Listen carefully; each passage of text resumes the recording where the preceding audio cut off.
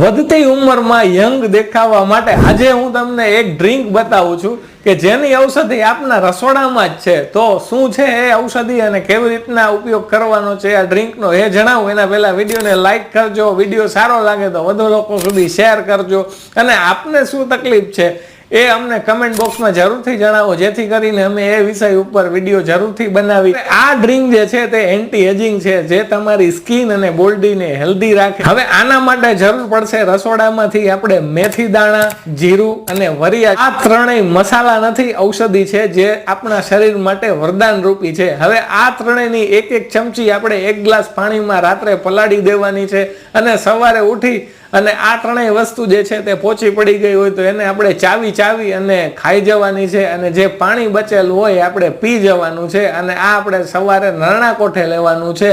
આ આપણે થોડો સમય કરવાથી આપણને ચોક્કસથી ફાયદો